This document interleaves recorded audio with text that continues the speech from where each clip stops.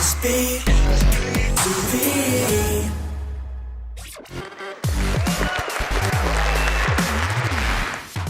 No, first up, before we talk about anything else, I just want to see Jamal's impression of KSI and get it on camera. KSI Jubilability! So here we are with SBTV Games and Gadgets. I've got my man Jay here. How you doing? What's going on? It's good, man. Good. Here in LA right now. It's fun. It's a very different experience for me, as I was saying before. Like normally when I come into arenas like these, I'm coming into like music concerts for like Capital FM, Summertime Ball, and it's not seeing how the gaming industry is so big like that. They treat it exactly the same for this, basically, yeah, for Xbox. What do you think? What kind of games, what kind of things stuck out for you? The one that stuck out for me most, I guess, was Metal Gear Solid.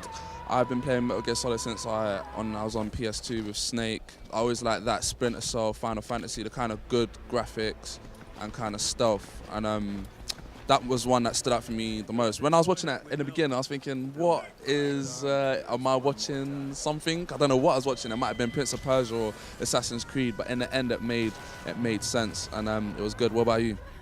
I like the idea that it's kind of like a Red Dead Snake, obviously. He's like going around his horseback, like stealth. I like the sideways off the horse stealth angle. I thought that was pretty cool. But also obviously open world as well, so you can like go anywhere, and so like there's a lot more options too, which is pretty exciting. Anything else kind of catch your eye?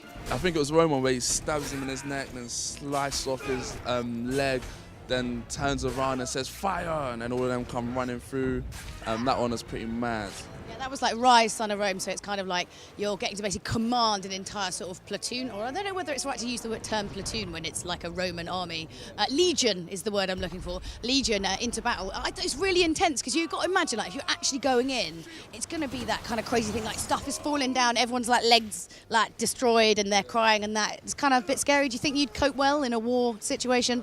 Yeah, you see with that game, compared to the zombie game, Dead Rising 3. yeah, I'd be a bit more like, oh shit, like what's gonna happen now? Because they're like the zombies. I don't know what's the difference, even though they may be slower, but it's still kind of the same concept of everything is just running at you, and you just have to use whatever you can to basically defeat them.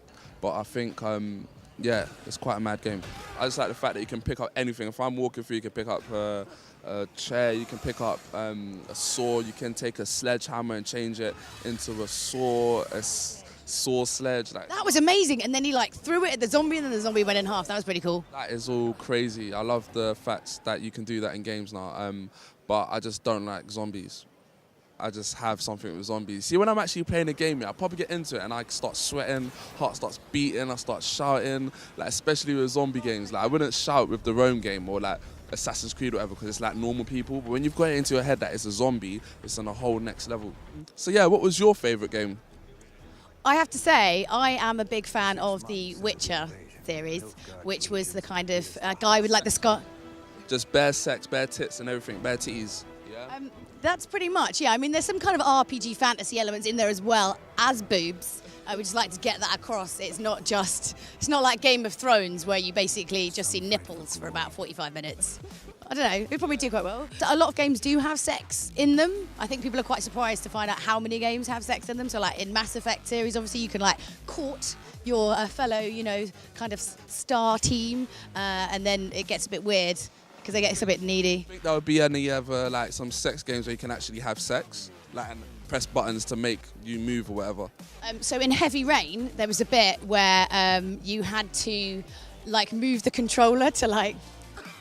I can't believe this. I need to get involved with Heavy Rain. I heard that game. I heard it's like proper slow. Like it's slow. It's basically, it's not so much of a game as it's kind of more of an interactive story. So there are gameplay elements, but it's a lot less than like most games sort of thing. But okay, so the thing is about The Witcher, so it's kind of like fantasy RPG. It's like really heavy, like deep, dark, shady stories going on.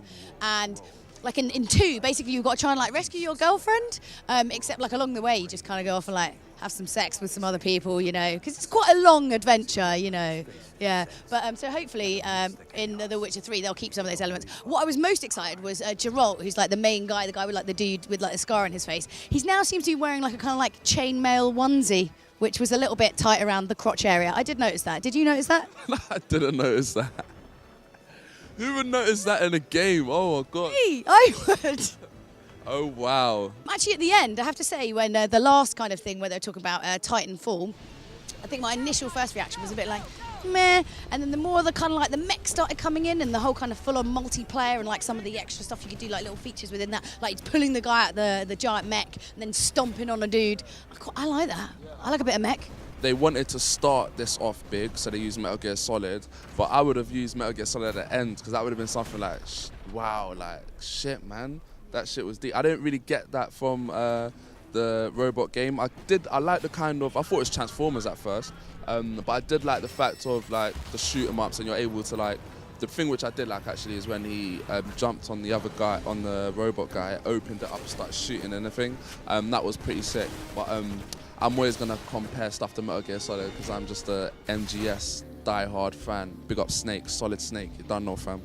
So, in case you didn't want to watch the entire Microsoft press conference, we're going to do a little quick roundup so you can see all the games that they went through in the show. World of Tanks.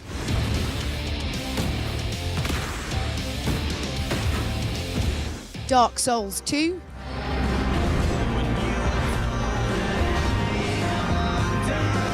Max, The Curse of Brotherhood.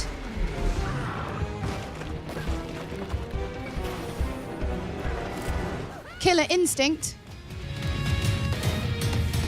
Ultra Combo! Sunset Overdrive.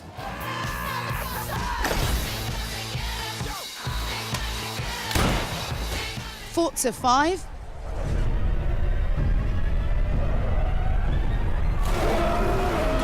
Minecraft for Xbox One.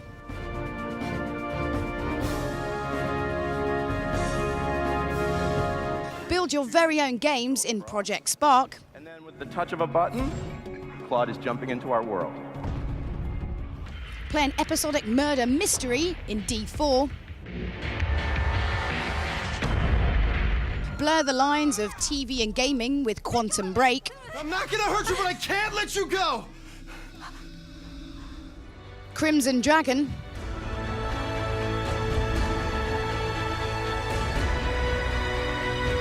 Battlefield 4.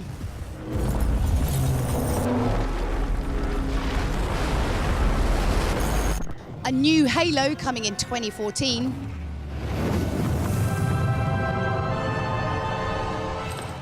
So Xbox One will be coming in November of this year and it's going to be priced at £429. Don't forget to hit subscribe as we'll be bringing you more exclusive content from E3. And of course, don't forget to like us on Facebook and follow us on Twitter. We'll see you soon. Subscribe to SBTV to keep updated on the latest releases and check out more of our videos below.